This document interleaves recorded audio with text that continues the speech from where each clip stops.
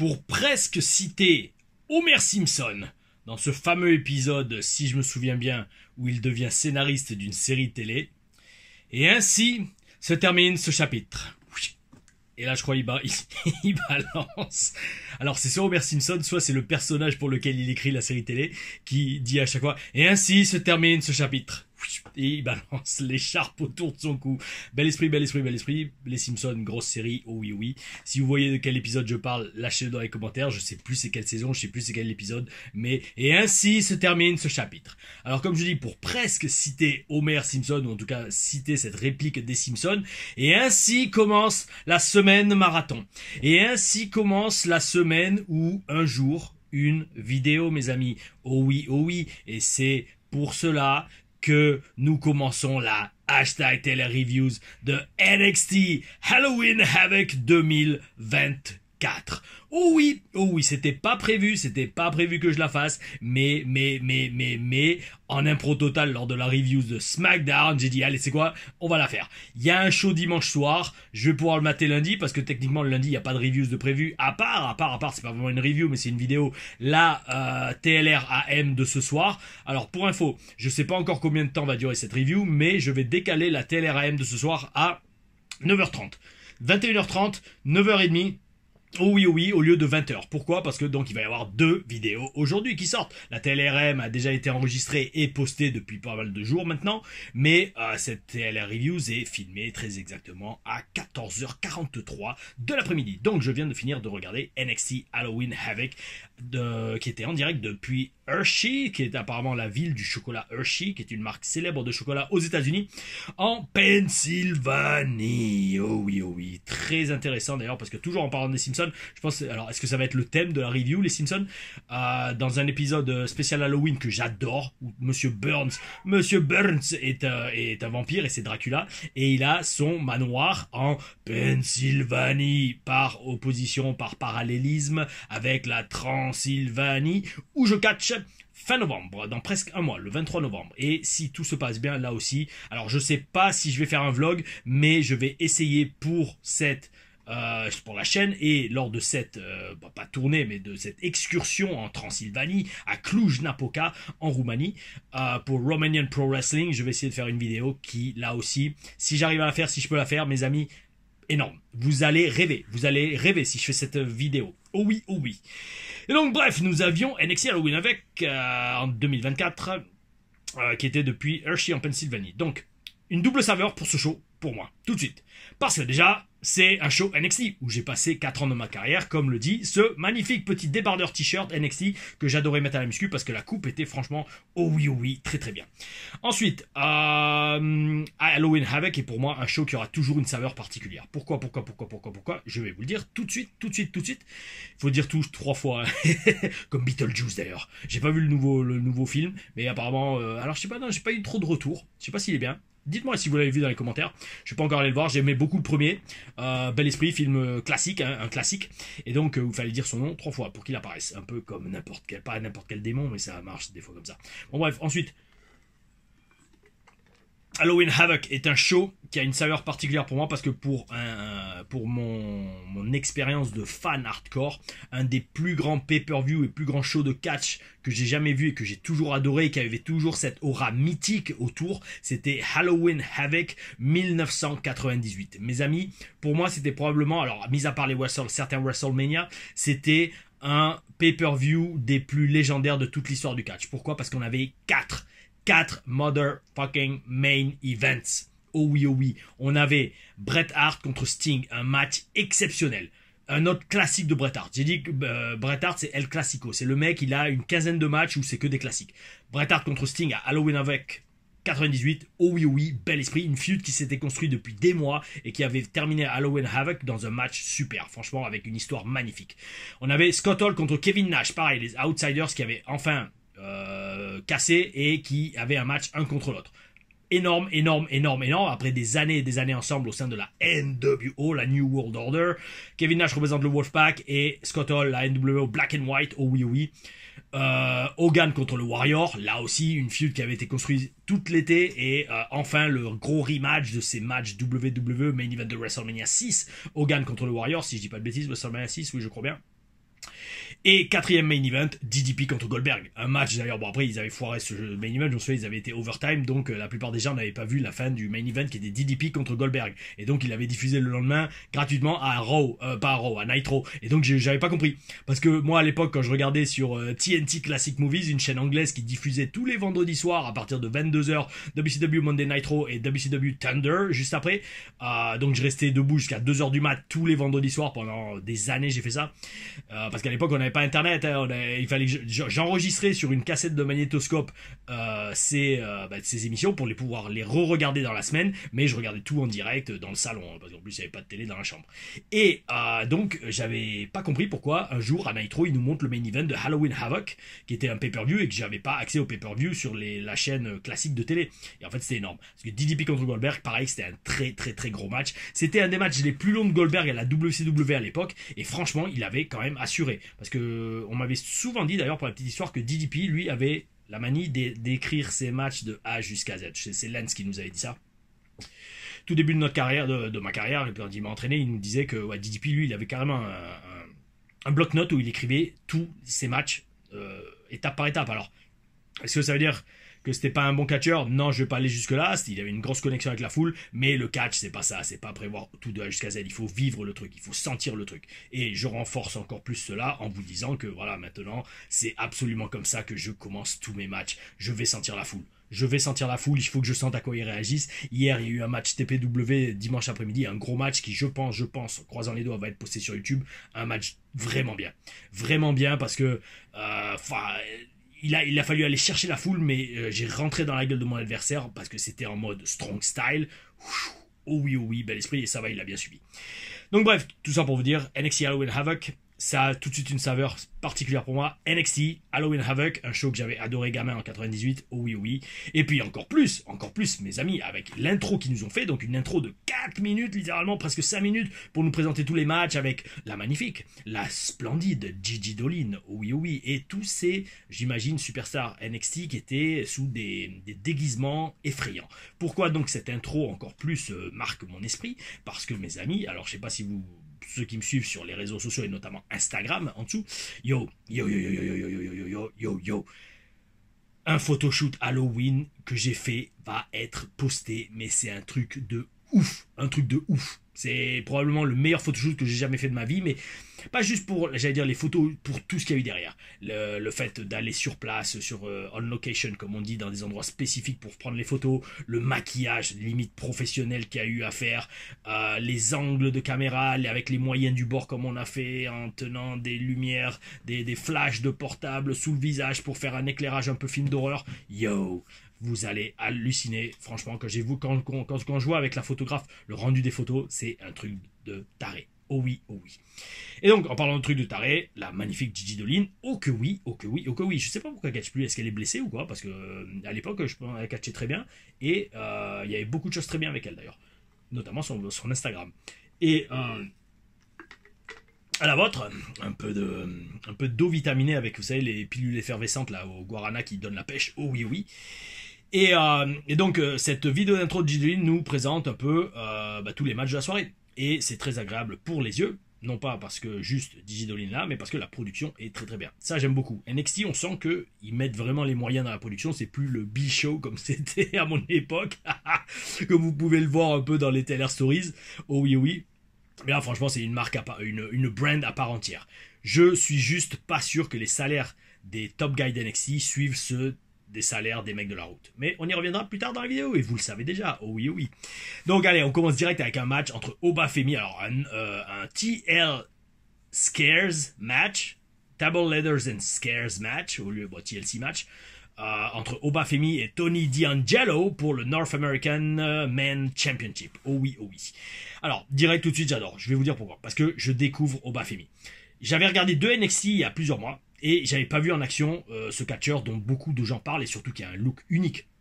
Mes amis, une entrée de ouf, une présence, un physique, du charisme. Oh oui. L'entrée, c'est bon, le mec il a presque un 10 sur 10.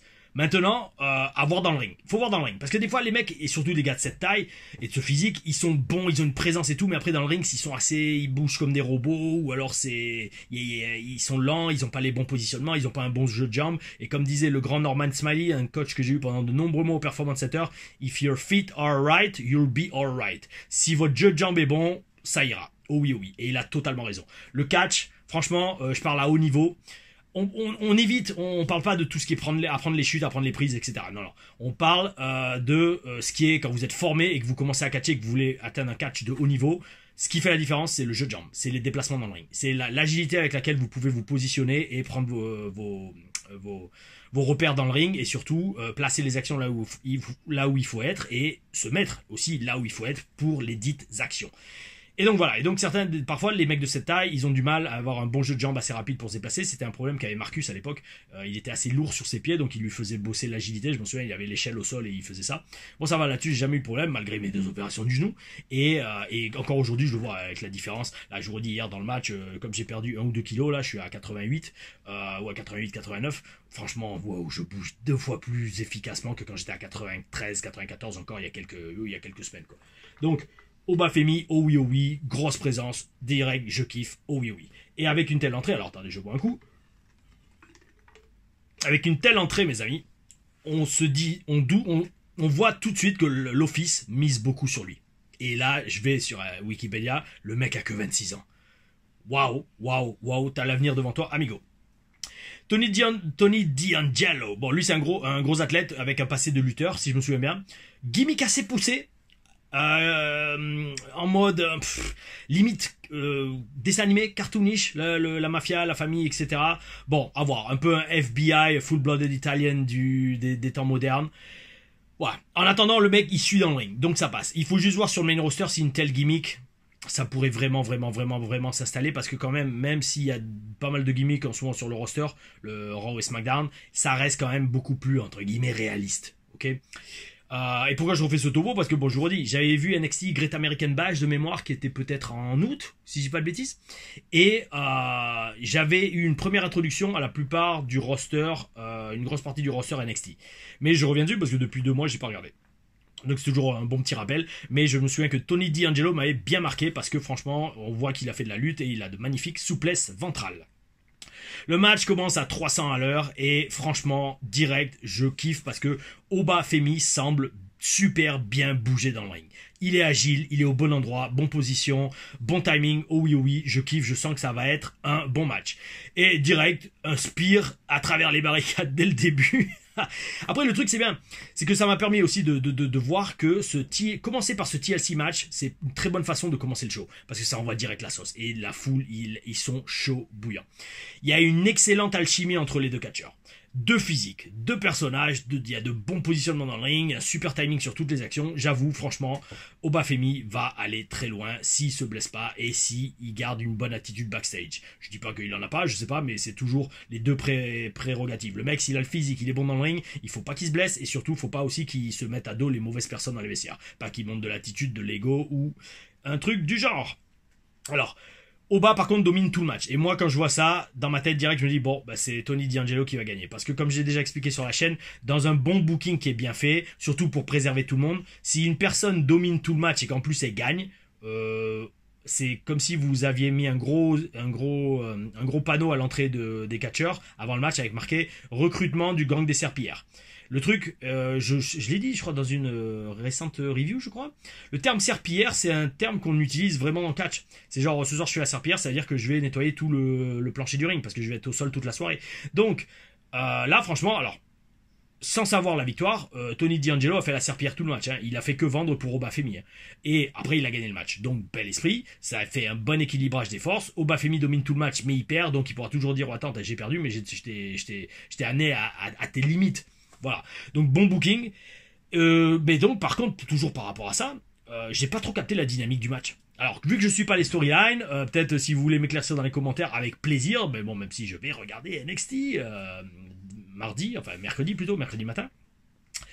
Le truc c'est que je comprends pas la dynamique du match. Parce que qui est face, qui est heel? Alors au début je croyais que Tony était heel parce qu'il a un groupe avec lui, la famille italienne qui intervient pour l'aider. Mais d'un autre côté il y a Oba Femi qui lui commence à avancer vers la meuf du groupe des Italiens et en mode vraiment heal, en mode monstre Michael Myers, limite qui a des mauvaises idées, des mauvaises intentions derrière la tête. Donc j'ai vraiment pas trop capté cette dynamique. Est-ce que c'est une storyline personnelle entre les deux et qu'il n'y a pas vraiment de face, il n'y a pas vraiment de heal, ou alors est-ce que c'est Obafemi qui a tourné heal aux dernières nouvelles et Tony D'Angelo face, parce que la dernière fois je l'ai vu il était heal, Tony D'Angelo, je sais pas mes amis, mais en attendant comme j'ai dit, victoire de Tony D'Angelo et franchement c'était un super match. C'est un super match, direct dès le premier match et déjà je kiffe le show parce qu'on a plus de personnalité et plus de gueule que la plupart, peut-être pas la plupart, mais beaucoup, plus de 50% du main roster WWE, des équipes de Raw et SmackDown. Là, on a deux catcheurs. Les mecs, ils ont la gueule, le look, le physique, le personnage, le catch. Oh oui, l'intensité, oh oui, le micro, oh oui, les entrées, oh oui.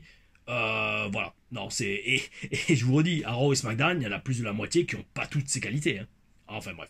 C'est comme ça, mes amis, c'est comme ça, mes amis, mais BORDELDEMERDE, je sens que je vais kiffer ce show. Oh oui. Et donc, là, on enchaîne. Alors là, on enchaîne, mes amis, Un match tag team entre Coraya Jade, Roxanne Perez contre Julia et Stephanie Vaquer. Alors, mes amis, prenons 10 secondes de silence, s'il vous plaît.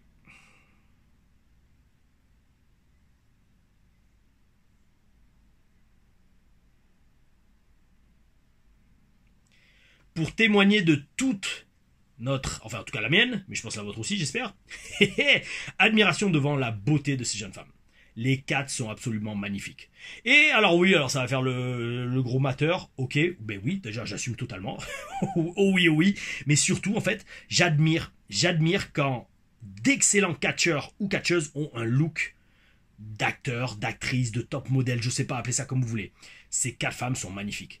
Et là, je sais tout de suite qu'on va avoir un gros match. Oh oui, non seulement elles sont magnifiques physiquement, ce sont des athlètes magnifiques. Et là, franchement, comme le disent les commentateurs, c'est un vrai dream match. Pourquoi ? Parce que les styles aussi sont vraiment différents. D'un côté, on a Perez et Jade qui ont été un peu formés à l'américaine, dans des écoles en Amérique du Nord. Et de l'autre, on a Julia qui, elle, a été formée au Japon. Elle est moitié japonaise, moitié italienne. Je crois que c'est... Enfin, un de ses parents est italien, mais elle a grandi au Japon. Et Stéphanie Vaquer, 31 ans quand même, bel esprit. Alors, je veux dire âge avancé, mais ça va, c'est pas une gamine de 20 ans. Donc, elle a une grosse expérience en lucha libre.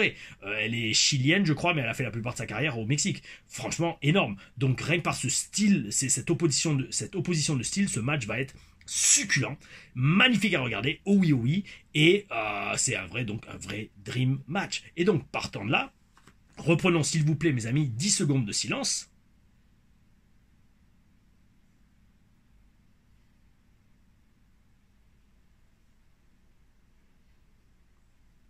Pour ce match absolument exceptionnel que ces catcheuses nous ont donné. C'était franchement le match de la soirée. Point barre. Point barre. Il y a eu de tout. Il y a eu de la lutte, de la technique, des coups bien violents, de la voltige. Franchement, alors ça, c'est ce que je dis souvent. Alors moi, c'est comme ça que je raisonnais quand j'étais gamin. Oui, quand j'étais gamin, quand je commençais le catch, je me disais, pour être un grand catcheur ou un catcheur complet, en tout cas, et surtout quand on ne fait pas 2 mètres de haut ou 2 mètres 10 pour 120 kilos. Il faut être capable de faire les 3 gros styles de catch, c'est-à-dire catch technique de la lutte, donc des prises, des clés de bras, des clés de jambes, des souplesses, etc. Des coups, de bons coups d'avant-bras, de bons coups de poing, de bons coups de pied, des coups de genoux, des super kicks, etc. Donc grappling, striking et high flying, voltige. Moi à l'époque, je faisais tout. Je faisais les moonsaults, le splash, les springboards. Qu'est-ce que je faisais d'autre certaines dives à l'extérieur du ring, des planchas. Enfin voilà. Si vous faites ces 3 aspects dans votre catch, si vous êtes entre guillemets limité niveau taille, vous êtes un catcheur complet. Et là, ces catcheuses ont absolument fait ça. Franchement, le match m'a scotché. J'ai adoré de A jusqu'à Z. Donc je vous dis, il y a eu de tout et il y a eu beaucoup de faux finishes. Beaucoup de faux finishes. C'est une vraie guerre qu'elles se sont livrées et victoire en force de Julia et de Stephanie Vaquer après une magnifique prise de finition de Stephanie Vaquer. J'ai pas trop compris comment elle a fait pour tourner dans les airs autant et atterrir pile poil au bon endroit je sais plus qui a pris le tombé, mais une des deux pareil en face qui ont pas démérité du tout. Non. Et franchement, un match de ouf, mes amis. Un match de ouf. Et comme on dit, jamais 203. Donnons encore 10 secondes de silence.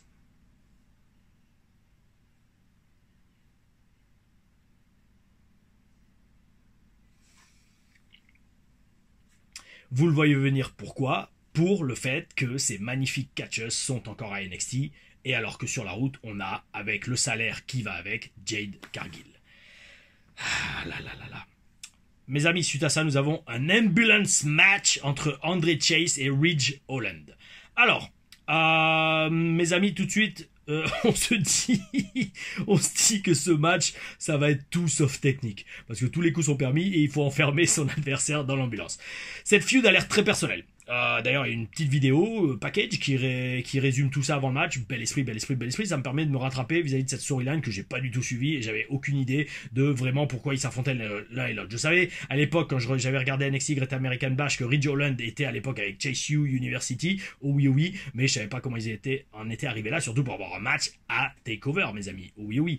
Alors, petite note quand même, grand amateur de thème d'entrée que je suis, de catch, gros thème d'entrée pour Ridge Holland. Oh oui, et je vais sûrement l'ajouter à ma playlist sur mon iPod qui est là-bas, parce que j'ai une playlist de thèmes de catch. Oh oui, je fais des petites sélections quand même. Des fois, la muscu, c'est bien, ou sur la route, quand on conduit, d'écouter des thèmes de catch. Ça me rappelle mon enfance, quand j'étais ado et que j'avais acheté WWF The Music Volume 1, Volume 2.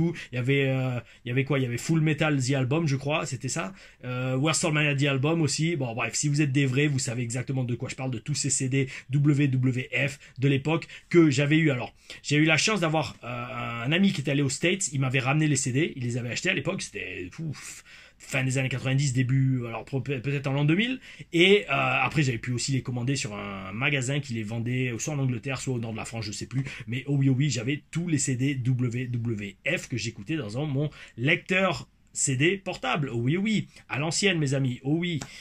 Ah là là, cette époque est très très loin. Maintenant, on a des iPods et des tout petits lecteurs MP3 sur lesquels je mets beaucoup de thèmes de catch. Et je pense que je vais mettre celui de Ridge Holland. Il va falloir que je l'écoute un peu mieux après cette review, mes amis. Oh oui. Donc Chase a une bonne connexion avec la foule. Oh oui, il encaisse bien. Il se prend plusieurs prises sur le sol de la salle. Et même avec les matelas, croyez-moi, ça fait pas du bien du tout. Bon, par contre, au niveau physique, frérot, je sais pas si c'est ça ta tenue, si c'est le pull, mais t'as l'air vraiment out of shape. À 35 ans, ouais, bon, tu peux mieux faire. Parce que j'ai 40 ans, je suis en meilleure forme physique que toi et je suis pas payé à m'entraîner, tu vois, donc bon. Voilà, c'est le professionnel qui parle, mes amis. Ensuite, à l'instant où je tape, donc même avec les matelas à l'extérieur du ring, une chute ça fait mal. Là, à l'instant même où je termine de taper la phrase, là, il y a Ridge Holland qui se prend un back body drop littéralement sur le sol en béton de la salle. C'est encore une fois la synchronicité des énergies. Oh oui. Et vainqueur du match, non pas François, mais Ridge Holland, Ridge Pays-Bas, oh oui, Ridge, j'ai essayé de trouver dans ma tête la traduction, mais j'ai pas trouvé, donc Ridge Pays-Bas, gagne ce match. Assez brutal d'ailleurs, parce qu'il y a eu de bonnes idées créatives dans les prises qui sont faites, l'utilisation de certains objets. On dirait qu'ils vont on dirait qu'ils vont pusher Ridge Holland, parce que vraiment ils l'ont bien vendu dans le match, ils l'ont bien vendu avec la vidéo package. Et ce mec, en fait, bon, petit aparté, physiquement, il me rappelle un mélange entre Bron Breakker, Bruno Breezer et Dijak. J'ai oublié son nom de famille à Dijak, mais ouais, un mélange entre les deux. Le même genre physique que Bron Breakker, mais avec la gueule de Dijak. À voir, mes amis, à voir. Suite à ça, nous avons alors un match qui m'attirait pas trop, un gauntlet match, parce que je trouve ça débile comme format où une catcheuse affronte plusieurs d'affilée, mais bon, c'est la feud qui veut ça. Un gauntlet match pour le NXT North American Women Championship. Entre un groupe qui s'appelle Fatal Influence, j'ai même pas retenu les noms des catcheuses, et Kelani Jordan. Alors, Kelani a direct l'air de montrer qu'elle est excellente dans le ring. Oh oui, elle a la technique, la voltige, le look, bravo, bel esprit. Quand je regarde comme ça et que je découvre un nouveau produit, c'est le genre de truc que je regarde. Je regarde déjà, est-ce qu'elle a le look, il ou elle? Est-ce que la superstar a le look? Est-ce qu'elle a une présence? Est-ce qu'elle a une bonne entrée? Est-ce qu'on voit dans ses yeux qu'elle est convaincue qu'elle est au bon endroit, qu'elle mérite d'être là devant l'écran, enfin sur les caméras et dans le ring WWE? Ça, c'est les premiers trucs. Après, ok, ding, fais voir comment elle se déplace dans le ring. Hop, le jeu jump, tout ça. Un bon lock-up, ok, d'accord, fais voir un peu la première prise, qu'est-ce qu'elle fait? Est-ce qu'elle commence direct par un coup de poing ou un coup de pied, ou alors qu'elle va prendre une clé de bras, une prise de tête, une amenée au sol? Est-ce que c'est explosif? Est-ce que c'est bon? Est-ce que les positionnements restent bien au milieu du ring? Enfin, voilà, tout ce genre de petits trucs. Et là, en fait, vous savez d'ailleurs, bon, on va se parler franchement, bon là, ça va peut-être pas trop parler aux fans, mais quand même, je pense que ça va vous intéresser cette remarque. Là, c'est surtout pour les futurs apprentis catcheurs ou même les catcheurs qui regardent, je sais qu'il y en a quelques-uns, qui regardent mes reviews. Personnellement, quand, alors je vais pas dire quand je book, mais quand quelqu'un, par exemple, m'envoie une vidéo pour, ouais, tu connais pas une promotion pour laquelle je peux être booké ou quelque chose comme ça, surtout à l'époque, en fait, je faisais ça vraiment surtout à l'époque quand je bossais à la WS. En fait, 30 secondes, 1 minute de votre match en vidéo, ça suffit à dire si vous savez catcher ou pas. Pour quelqu'un qui a l'œil et qui sait ce qu'il fait. Parce qu'en fait, ding ding ding, alors déjà l'entrée c'est bien, mais surtout ce qui est important c'est le ding ding ding, les 30 premières secondes. Avec ces 30 premières secondes, moi, j'allais dire, personnellement, oui, je suis capable de dire si vous valez quelque chose ou pas. Et ça, c'est très important. Et donc, en fait, dans les 30 premières secondes de ce match, je dirais que je vois, ok, Kelani, elle a quelque chose. Elle a quelque chose, franchement, bel esprit, bel esprit, bel esprit. Yo, elle nous sort même un 450. Bravo, bravo, bravo. Et en plus, alors là aussi, c'est un gauntlet match. Alors en fait, quand je vois comment c'est amené, je me dis, bon, la meuf, elle est partie pour faire 3 matchs d'affilée. Work horse, baby. Oh oui, oui, follow that. La meuf, c'est une machine à catcher. Alors, suite à cela, comme je suis toujours très curieux d'offrir un produit et des reviews totalement transparentes, mais surtout j'allais dire de qualité, surtout avec des exactitudes dans les faits, même si c'est pas la meilleure des sources, je suis allé faire une petite excursion sur Wikimerdia, vrai nom de Wikipédia. Et là, je vois que Kelani Jordan a signé à la WWE il y a seulement 2 ans.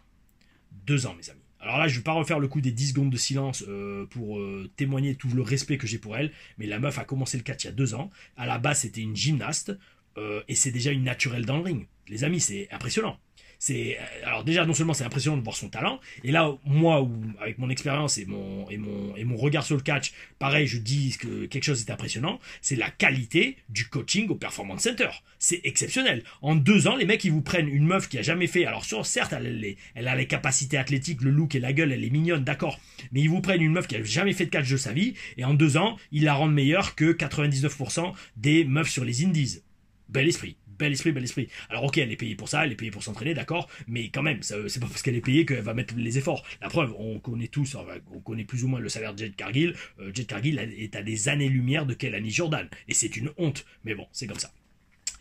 Bon, défaite par contre, alors là où j'étais dégoûté que la pauvre perde, mais c'est bien, c'est comme ça qu'on construit une babyface, et on l'a fait galérer pour que la foule se rallie derrière elle. Et puis elle a eu un bon petit règne, je pense, en North American Women's Champion. Voilà, défaite de Kelani, nouvelle championne, je suis allé chercher le nom sur Wikipédia, Fallon Henley. Oui, ça brise le cœur pour Kelani, qui a fait quand même une énorme performance, et surtout, elle a été capable de faire un gros match féminin après le match en équipe qu'on a eu 2 matchs avant. Oui, oui, mes amis, les femmes sont à l'honneur ce soir à NXT Halloween Havoc, et là, respect total. Oui, oui. Suite à ça, Zarya, l'Australienne, détruit Fatal Influence, ce groupe, et là, tout de suite, je vois un gros personnage. Un gros personnage, je kiffe ça, et qui va débuter dans le ring mardi à NXT. Je regarderai le show, oh oui, oui, vous le verrez dans la review. Je suis très curieux de voir ce qu'elle vaut. Parce que, franchement, maintenant, vous savez, NXT, vu comment marche le Performance Center et Shawn Michaels, etc., je les vois pas pusher autant une meuf qui pue dans le ring. Bon, ils l'ont fait avec Jade Cargill, d'accord. Mauvais exemple, mais là avec Zarya, je pense, vu qu'elle doit passer son temps au Performance Center, je pense que s'il la push comme ça, c'est qu'elle sait ce qu'elle fait. Je sais pas, j'ai pas encore regardé ses vidéos, je sais pas qui elle était sur les indies, mais je suis très curieux de voir mardi comment ils vont la présenter, son entrée, et voir ce qu'elle fait dans le ring. Ça va sûrement être un squash match, mais c'est pas grave.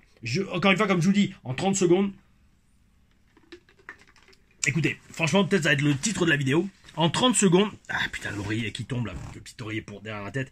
En 30 secondes, on verra direct si elle vaut quelque chose dans le ring ou pas. Et là, comme pour ce show, en 30 secondes, j'ai su direct que ça allait être un gros show. Ça va être ça peut-être le titre de la vidéo. Halloween Havoc, 30 secondes pour savoir que c'est un gros show. Oh oui, oui, 30 secondes pour tout savoir. Bel esprit, oh oui, oui. Par contre, la vidéo fera pas 30 secondes. Elle va faire, allez, 1/2 heure, 3/4 d'heure, gros max. Oh oui, oui. N'oublions pas, cette semaine, il va y avoir 7 reviews, les amis. 7 reviews cette semaine, donc on va y aller tranquille sur les durées, surtout qu'encore une fois il y a, alors bel esprit, merci à vous tous de vous abonner et de suivre la chaîne pour les nouveaux arrivants. On va pas les choquer, on va pas faire des reviews de 1h10, peut-être pour Crown Jewel, on verra, peut-être oui, pour terminer la semaine en beauté, mais ouais, là on va pas choquer les gens, on va faire 1/2 heure, 3/4 d'heure, gros max, je pense, on verra, on est au feeling, on est en mode bel esprit sur la chaîne, oh oui, et en parlant de bel esprit, oh oui, il était pas mal celui-là. Pourtant, c'est pas gazeux. Oui, non, c'est un peu gazeux. C'est vrai, ces petites pilules effervescentes au guarana. Et donc, oh oui, je regarderai NXT mardi. Ah, et c'est le time, c'est le lieu et l'endroit pour le main event. NXT Championship Match, Devil's Playground, bon grosso modo un Falls Count Anywhere où tout est permis. Bon là ouais c'est vrai qu'on a... Alors j'allais dire non, on n'a pas vu beaucoup de catch sur ce show. Oui, on en a vu dans le match par équipe avec les meufs. Et ça c'était bel esprit. Et c'est énorme dans le sens que... Bon on le dira en conclusion, mais au jeu, sur ce NXT... pas Takeover, oui Takeover Halloween Havoc... c'est les meufs qui ont mené la barque. Et ça, je dis respect total et je suis trop content de voir ça. Parce que pendant très longtemps, le catch féminin, mondialement, a été considéré comme une grosse joke. Là, ce soir, les mecs, ils se sont fait balader par les gonzesses. Hein. Ça, oui, c'est un truc de ouf. C'est un truc de ouf et excellent. Excellent. Et, vous verrez en conclusion, je vais vous dire un truc qui va peut-être en choquer quelques-uns. Mais c'est pas grave, on le garde pour la conclusion. Donc, alors... Pour ce main event entre Ethan Page et Trick Williams, pour ceux qui avaient vu mes reviews d'NXT, vous souvenez peut-être que Ethan Page ne m'impressionnait pas du tout. Pas de physique, pas de charisme, bref. Et même au niveau promo, c'était pas exceptionnel. Ça cassait pas, comme on dit, 3 pattes à un canard, même si un canard n'a pas 3 pattes à casser. Donc je me suis dit, allez, on va regarder ce match et on va redonner une chance à Ethan Page en tout bien tout honneur. On va se dire, allez, je vais essayer de regarder ça de façon objective et sans trop de jugement. Par contre, alors, à l'instant où je pars dans cet état d'esprit, là, t'as Booker T qui dit que Ethan Page, avec 17 ans de carrière dans le business, est un grizzled veteran. Frérot, moi, avec 20 ans, je suis quoi? Je suis un pilier ou quoi? Faut m'expliquer. Ensuite, Whoop That Trick arrive. Trick Williams, franchement, il a un gros charisme, ça on en avait déjà parlé. Pareil, lui aussi, gros avenir dans le catch, si encore une fois, il se blesse pas. Oui, il a des airs un peu de Booker T de l'époque. Oui. Et boum, direct. Un jump start, c'est-à-dire un match qui commence où un des adversaires attaque son adversaire, l'autre compétiteur, avant que la cloche sonne. C'est un jump start, ça c'est le terme technique mes amis. Oui. Et boum, là on voit que Etienne a un peu amélioré son physique depuis la dernière fois où je l'ai vu il y a 2 mois. 2 ou 3 mois. Mais je suis désolé, il a pas le look de main eventer. Hell no. Non. Le mec en fait... Franchement, croyez-moi, ça fait presque, plus de 20 ans maintenant que je suis dans des salles de muscu. En fait, le mec, il a le physique d'un manager de centre commercial qui fait un peu de muscu le soir. Franchement. Et je dis même pas... le pire, c'est que... Alors oui, je dis ça avec une pointe d'humour pour faire balancer quelques sourires. Mais je vous jure que c'est vrai. Ce mec-là ne fait pas du tout athlète. Ce mec ne fait pas du tout catcheur. Je le vois torse nu, à la plage, avec son slip de bain, ou son slip de catch. Je me dis, ouais, ce mec-là, il doit bosser à... Allez, si on est au stage, ce mec-là, il doit bosser à Walmart. Ça doit être le dirigeant local d'un Walmart. Et il fait de la muscu 5 fois par semaine, le soir après le boulot. Voilà, c'est tout. Il a vraiment ce genre de physique. Et s'il y a des sportifs, de vrais sportifs, hein, des mecs qui vont à la salle régulièrement et tout, et qui ont des bons physiques, qui regardent les vidéos, dites-moi si vous pensez pas comme moi. Dites-le moi, parce que franchement, c'est... Bon. Ok, d'accord, ça va, dans le ring il suit, il y a un bon timing, etc. Mais pour un mec qui a 35 ans, avoir ce physique, non. T'es tout sauf professionnel et tout sauf main eventer. Mais ça, c'est le professionnel en moi qui parle. Alors là, donc comme je vous ai dit, ça semble être un match sans règles, donc les objets sont utilisés à foison. Et le match part dans toutes les directions, notamment jusque dans les gradins. Bon, c'était un match assez basique, structure simple, rien d'incroyable niveau prise, mis à part, vers la fin du match, un Razor's Edge de Etienne Page sur la table des commentateurs, sur Trick Williams. Là, mes amis, je comprends pas. Parce que, vous savez, pour ceux qui ont vu ma TLR Stories sur l'analyse de mon match à NXT TakeOver, qui marche très très bien et je vous en remercie. Oh oui, je vous invite à aller la voir si vous l'avez pas vu. Donc, en fait, le truc, c'est que moi, je vis les matchs quand je les regarde, d'accord? Je les vis. Et je me dis, BOR, DEL, DE, MER, DE. Je suis Etienne Page. Je viens de faire un Razor's Edge sur Trick Williams à l'extérieur du ring à travers la table des commentateurs. Et là, t'as l'arbitre et les médecins qui disent non, recule, il peut peut-être pas continuer le match. Le mec, il retourne dans le ring et il attend. Mec, moi, le premier truc que je fais, c'est un match de championnat, espèce d'imbécile. Prends la ceinture, tu fais... Et là, si tu vis le truc, alors bien sûr, j'aurais peut-être demandé ça l'accord, j'allais dire, aux scénaristes et aux agents. Mais peut-être pas, je l'aurais peut-être fait en impro. Parce que je me dis, bon, ah ouais, c'est bon, bah il peut plus continuer le match. Bah là, je prends la ceinture, je vais dans le ring, je bosse la caméra et je bosse la foule, je lève la ceinture dans les airs et je dis, bah alors c'est moi le vainqueur. Déclarez-moi champion maintenant. Si le mec peut pas continuer, abandon, je gagne la ceinture et c'est moi le champion. Point barre, d'autant plus que si c'est un Falls Count Anywhere, pourquoi il a pas tenté d'immobiliser le gars une fois qu'il est passé à travers la table? Ou, en fait, c'est ce genre de petit truc qui me fait dire oh là là là là là là là là là là là là là là là là là. Et bref, alors encore une fois, je sais pas, parce que c'est lui qui a pas pensé à le faire, parce qu'il vivait pas ce qu'il fait, on lui avait dit ne fais pas ça, ça m'étonnerait qu'on lui dise ne fais pas ça. Parce que moi-même, surtout dans une position de main event comme ça, je l'aurais fait. Hein. Oh oui, oh oui, oh là là, je l'aurais fait de ouf. Si vous êtes dans le main event, ils vont pas vous gueuler dessus, ça va, vous headlinez le show, vous portez le show sur vos épaules. Bon, même si en fait, non, Julia, Vaquer, Perez et Coraya Jade ont porté le show sur leurs épaules, leurs magnifiques belles épaules et il y a plein de choses magnifiques chez elle. Bon bref, et donc j'ai pas compris ce passage. J'ai franchement pas compris. Bon, au moins que le mec en tant que heel montre que dans sa tête il est champion, qui vit le truc. Bon enfin bref, je sais pas. Je sais pas mes amis, je sais pas. Mais en tout cas je sais que c'était un gros show que j'ai beaucoup aimé. Victoire de Trick Williams au final. Tant mieux pour lui, parce que je ne vois pas, je le redis, un main eventer en Etienne Page. C'est mon avis, et ça n'engage que moi. Et comme par magie, je disais qu'ils allaient pusher Ridge Holland, et là, Ridge Holland attaque direct Trick après le match. On sent venir une association entre Ridge Holland et Etienne Page, sûrement peut-être une vibe en mode, vu que je suis oligo, mais j'ai pas de physique, j'ai pas de charisme, et dans le ring je suis bien sans plus, et ben on va mettre un garde du corps avec moi, assez balèze pour que j'ai un peu plus de hit. Coup classique, booking classique, mais ça va marcher je pense. Et Bubba Ray arrive pour sauver Trick et on sent venir un match en équipe entre Bubba Ray et Trick Williams. On sent venir, je dis, parce qu'ils l'ont pas encore annoncé. Donc entre Trick Williams et Bubba Ray et Ridge Holland et Etienne Page, mes amis. Alors, on arrive à la fin du show. Bon, je vous dis, environ 40 minutes de review. Première d'une longue série cette semaine. Qu'est-ce que je retiens du show? Qu'est-ce que nous pouvons retenir du show, mes amis? Eh ben, c'est que les femmes ont surclassé les hommes et c'est énorme. Respect, respect, respect total. Le match de la soirée, c'était le match en équipe et un match de catch. Donc sur un show où il y avait que des matchs hardcore, c'est le match de catch qui s'est démarqué avec de la technique, des physiques, des femmes magnifiques, un timing parfait, quasiment aucun loupé, non, littéralement aucun loupé. Il y a eu juste un mini cafouillage à un moment, mais même ça, il passe inaperçu. Et franchement, bel esprit, bel esprit. Et c'est ça que j'allais vous dire, donc le truc qui va peut-être en choquer plus d'un.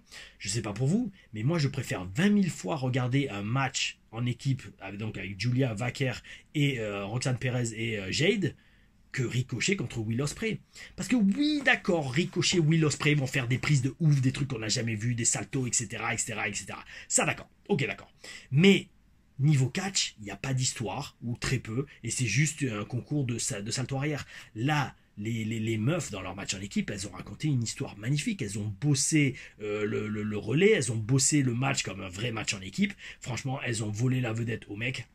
Et là j'avoue, il y a un des commentateurs qui a dit que la division, ou alors il citait une des catcheuses qui disait la division féminine NXT est la meilleure division au monde. Alors peut-être en laissant de côté le catch Joshi Puroresu, c'est-à-dire les catcheuses japonaises, mais franchement, je pense très sincèrement que c'est le cas.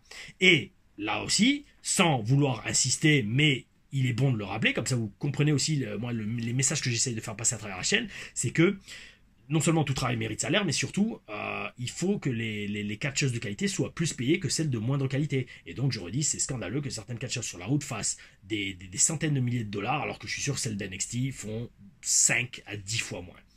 Et oui, c'est comme ça, c'est la WWE. Espérons que les choses changent, en tout cas que la route accueille très prochainement toutes ces catcheuses et même ces catcheurs très talentueux que nous avons vus ce soir à Halloween Havoc 2024. Oh oui, mes amis. Allez, c'est parti. La question de la semaine que je viens de sélectionner comme ça en direct. C'est pas grave, on va le faire dans l'ordre parce que de toute façon on va en faire 7 cette semaine. Hein. Oh oui, 7 cette semaine. Ah ouh. Donc, alors, c'est une question qui m'avait été posée il y a pas mal de temps, hein, parce que je vois c'était dans la review du sang et des larmes, WWE Raw du 2 septembre 2024.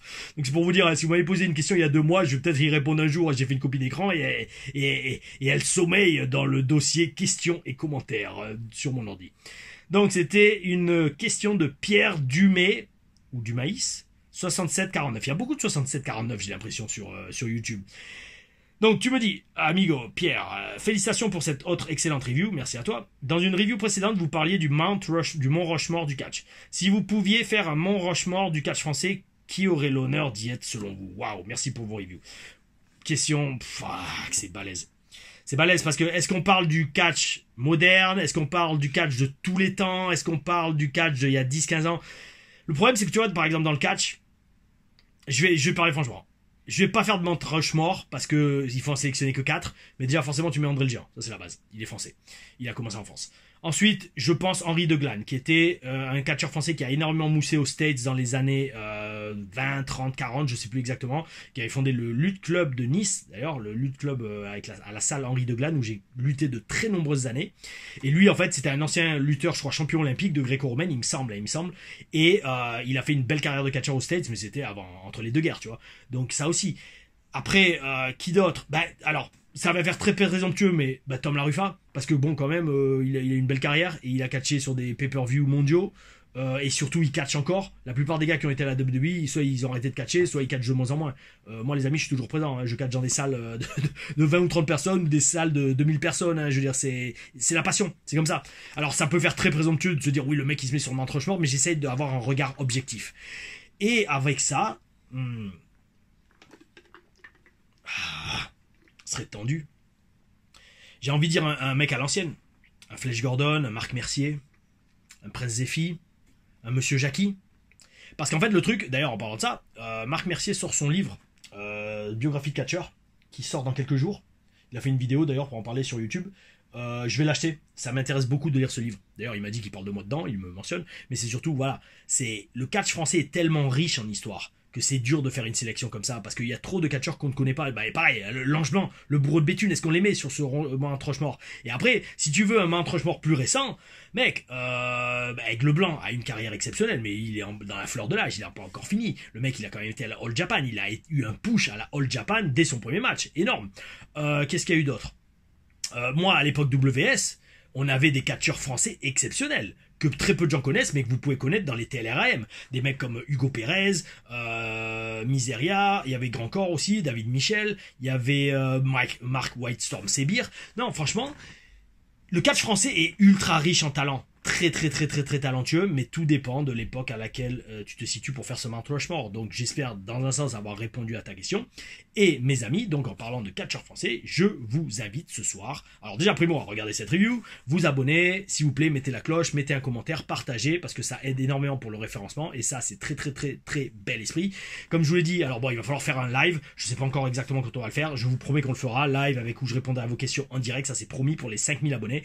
Quand on aura 10 000 abonnés, je vous poste une vidéo exclusive de moi et de Becky Lynch. Et ça, vous l'avez vu nulle part parce que c'est moi qui l'avais filmé avec mon portable. Et bon, c'est pas ce que vous pensez. Hein. N'ayez pas l'esprit déplacé, les amis, pas du tout. En fait, c'est un personnage qu'on avait voulu pitcher, enfin que Becky avait voulu proposer à l'office de WWE. Vous allez halluciner quand vous allez voir cette vidéo parce que c'est moi qui l'avais tourné dans mon appart. Et elle avait besoin d'aide elle pouvait pas le filmer seule. Et moi, je l'avais fait. Et franchement, c'est magnifique. Ça sera pour 10 000 abonnés. Donc, pour arriver à cette vidéo, mes amis, s'il vous plaît, partagez la chaîne, likez, abonnez-vous, mettez la petite cloche pour être prévenu pour les prochaines vidéos. Pourquoi? Parce que TLR Reviews de Halloween Havoc 2024 arrive à sa fin, mais dans quelques heures, vous verrez la TLRAM, je catch contre le sosie de Roman Reigns. C'est une vidéo courte, donc ça va. Je vais la poster à 9h30. Elle doit faire 10 minutes, un quart d'heure, gros max la vidéo. C'est pas, ça va pas vous bouffer votre soirée. Mais là, vous avez eu environ 40-45 minutes de review pour Halloween Havoc 2024. Mes amis, nous nous voyons demain pour la TLR Reviews de Raw, pour la semaine marathon. Un jour, une vidéo, c'est sur la chaîne Tom LaRufa, oh oui, catcheur depuis plus, peut-être pas plus, alors plus de 18 ans sûr, j'ai eu mon premier match en 2006, mais j'ai commencé à prendre des chutes en 2004, donc si on se base sur ça et sur les déclarations de Booker T qui dit que Étienne Page est un vétéran à 17 ans de carrière, eh bien mes amis, je suis un super vétéran des rings qui vous donne mon énergie et mes connaissances et partage ma passion avec vous sur la chaîne, oh oui, parce que vous avez le bel esprit comme moi, donc gardez-le, oh oui, ah bel esprit.